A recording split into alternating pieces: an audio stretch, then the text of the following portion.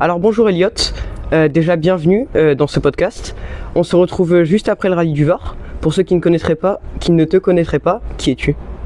Bah écoute, je m'appelle Elliot Delecourt, j'ai 18 ans et maintenant ça fait 2 ans que j'ai commencé donc le rallye au volant, et à côté je suis un ancien lycéen qui vient de passer le bac là en septembre, et puis on essaye d'évoluer dans le monde du rallye au fur et à mesure des années.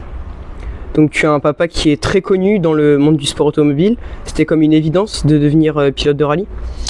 Bah écoute, au début c'était pas forcément une évidence parce que j'ai eu un grand frère qui était un peu plus dans le rallye que moi, et c'est vrai que tout est arrivé très rapidement. Ça a été un rallye qu'on m'a proposé au début en Roumanie, mais qui était rien de sérieux, et puis après derrière on a compris qu'il y avait peut-être une opportunité, quelque chose à faire, et donc c'est là où tout a commencé. Donc c'est par rapport à ce premier rallye qui nous a donné une idée, et c'est vrai qu'après au fur et à mesure on a pris vraiment les choses au sérieux en commençant avec la saison en Roumanie. Puis après derrière notre arrivée en championnat de France en même temps que notre fin de saison en Roumanie, pour derrière ensuite enchaîner une saison Stellantis, avant ça donc le Monte Carlo et quelques rallyes en WRC2. Et donc ce premier rallye en Roumanie, tu enchaînes ensuite avec une saison quasi complète en Roumanie, avec une formule pas très connue. En France, c'est la Roumanie qui fait rouler des pilotes à partir de 16 ans. Comment ça s'est fait cette première saison ? Bah écoute, aujourd'hui dans le but où on a commencé, c'était déjà de commencer le plus tôt possible, et c'est vrai qu'il y a eu donc le phénomène de l'Estonie, tous ces pays-là, notamment avec Pablo qui a roulé, mais il y a eu un petit changement de règlement qui a fait qu'aujourd'hui la Roumanie est le seul pays dans le monde qui accepte les jeunes de 16 ans, et c'est pour ça qu'également on était même pas tout seul, parce qu'il y avait un jeune italien et une jeune roumaine qui avait 16 ans, et ça a été vraiment la seule opportunité pour moi de pouvoir me rouler dans une formule de promotion et d'évoluer dans le milieu du rallye, donc sur la terre et sur l'asphalte. Donc c'est là d'où est venue cette idée là, et c'est vrai qu'après quand il y a eu le changement de loi par rapport au permis à 17 ans, au début on avait conclu de faire 2 ans en Roumanie, et c'est là où on est directement passé le step supérieur en France. Et donc tu enchaînes avec cette saison en France avec une Opel Corsa Rally 4 qui démarre sur les chapeaux de roue avec une très belle performance au Monte Carlo. Ouais, c'est ça, on n'a pas voulu prendre une trop grosse voiture au Monte Carlo, parce que tout d'abord on voulait privilégier donc l'apprentissage et découvrir vraiment une voiture polyvalente, pas trop puissante, mais pour vraiment se familiariser avec des sols changeants comme le Monte Carlo. Et derrière ensuite ça nous permettait de préparer la saison qu'on envisageait en Rallye 4, et c'est pour ça que c'était intéressant d'être à cette manche. Et cette saison avec l'Opel Corsa Rally 4 en Stellantis SMRC4, qui s'est pas forcément passé comme tu le voulais, où tu as été très performant mais la mécanique t'a souvent joué des tours. Est-ce que tu regrettes ou est-ce que tu es quand même heureux d'avoir emmagasiné de l'expérience ? Non, aujourd'hui c'est pas du tout un regret. J'ai passé je pense mes 2 plus belles années entre la saison Roumanie et la saison Stellantis, parce que c'est vrai que aujourd'hui pour un pilote, c'est les plus beaux souvenirs, ça reste les formules de promotion, parce que c'est un peu le commencement. Malheureusement la mécanique nous a joué des tours, on n'a pas su être forcément bon à certains rallyes par rapport à ces voitures qui sont quand même ultra exigeantes en termes de setup, et c'est vrai qu'on a eu un énorme manque d'expérience, mais qui est normal pour la première année, et on a essayé d'être les meilleurs possibles. Au Vosges ça a plutôt pas mal marché, au Rouergue ça commençait à vraiment marcher payé, mais au final on a eu toujours ce même problème là, donc malheureusement c'est comme ça. On a su tourner la page derrière, rebondir comme il fallait, mais aujourd'hui c'est pas du tout un regret, c'est quelque chose de positif où on en garde je pense un très bon souvenir. Et pour reprendre sur le rallye Monte Carlo, qu'est-ce que ça fait d'aller sur un rallye Monte Carlo à 17 ans quand on est le fils de François Delecourt ? Bah écoute, c'est vrai que c'est beaucoup d'émotions, parce que quand mon enfance a été bercée même avant que je commence le rallye par le Monte Carlo, de toutes les histoires qui se sont passées avec mon papa. Donc c'est vrai que repasser déjà sur ces routes mythiques, c'était juste un rêve, et c'était même aussi assez particulier de se dire qu'on suit les traces.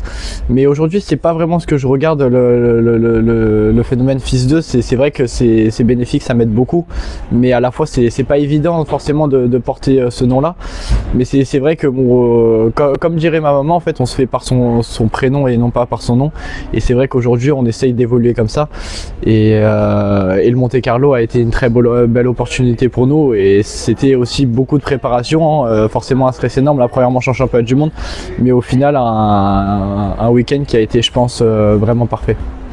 Et tu as enchaîné ensuite avec le rallye du Touquet-Pas-de-Calais, si je dis pas de bêtises, où tu as eu déjà dès le shakedown des complications. Est-ce que c'était un manque d'expérience ou l'envie de bien faire qui a fait cet accrochage? Tout d'abord, c'est vrai que ça a été un changement de voiture qui a été un peu de dernière minute, qui n'était pas forcément prévu. On a eu beaucoup de mal à se mettre en jambe avec la voiture. J'étais pas très à l'aise malheureusement, et j'ai été un peu trop opportuniste pendant le shakedown, ce qui nous a coûté une erreur.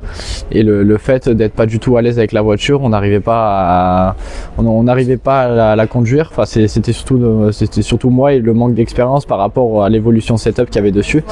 Et c'est pour ça qu'on a eu beaucoup de mal pendant la course. On s'est mis d'un cran en dessous pour vraiment essayer de finir. Mais c'est vrai que la sortie au Touquet m'a fait un peu bizarre, parce que c'est la première réelle grosse sortie. Mais comme on dit, de toute façon on évolue comme ça, on est tous malheureusement dans ce sport ramenés à la sortie de route, mais c'est ce qui fait partie de l'expérience. Tu as eu aussi l'occasion de piloter énormément de voitures de la classe R5 Rally 2, avec notamment la Polo, la Skoda, la C3 ou encore ce week-end la Hyundai. Laquelle tu as préférée?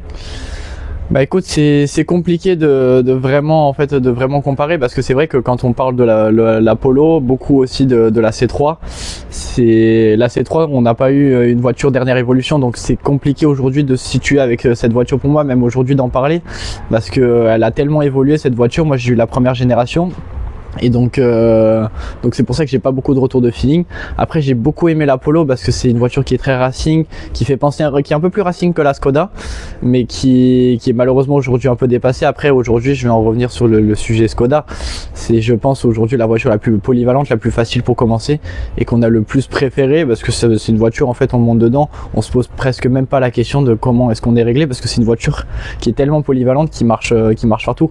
Après, je pense, pour moi, là, ce week-end au VAR, là, la Hyundai était probablement la WRC2 la plus compliquée que j'ai essayé, parce que c'est vrai que dans une spéciale, même si au VAR on n'a pas beaucoup de changements de conditions, il y a énormément de phénomènes de changement de grip par rapport au revêtement, et on découvrait en fait dans la même spéciale une voiture totalement différente sur certaines parties spéciales, et c'était pas évident, parce que c'est une voiture en fait qu'il faut connaître par cœur, et il faut avoir des milliers de kilomètres, et c'est pour moi, je pense, la voiture la plus exigeante du WRC2. Et parmi toutes les voitures que tu as pilotées depuis le début de ta carrière, ou même avant avec ton père, laquelle tu as préférée? Mais pour moi, aujourd'hui, il y a deux voitures que j'ai réellement préférées, enfin plutôt trois, mais je vais surtout parler de celle que j'ai conduite en course. Ça a été tout d'abord la Ford Escort MK2 avec ma maman à la Sainte-Baume, qui a, je pense, été la voiture la plus incroyable que j'ai conduite en termes de plaisir. C'est une voiture, ça me fait penser un peu comme les M3, on est tout le temps par les portes partout. C'est des voitures qui sont vachement vivantes, et réaliser ça en famille avec sa mère pour une première victoire en France en VHC, c'était juste incroyable. Et puis après, en deuxième, pour moi, ça a été la 207 S2000. C'est encore des voitures qui sont vachement vivantes, et c'est des voitures pour des attaquants. C'est un peu le phénomène inverse qu'on a aujourd'hui, et c'est pour ça que j'ai adoré cette voiture, parce que c'est une voiture qui est juste parfaite pour aller vraiment attaquer, et qui est vivante de l'intérieur. Après, on a eu l'occasion aussi d'essayer un tout petit peu la 306 Maxi en essai, et je pense qu'honnêtement, c'est une des voitures aussi les plus dingues que j'ai conduites.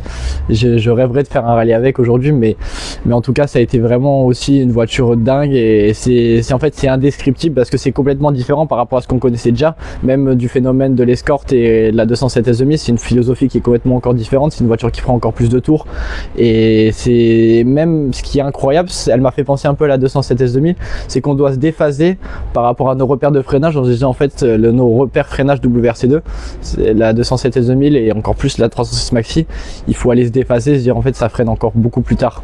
Et c'est ce qui est surtout impressionnant de ces voitures, c'est que tout d'abord c'est très vivant, mais en plus de ça il y a un step encore au-dessus en termes de freinage, et c'est pour ça que j'ai vraiment adoré ces voitures.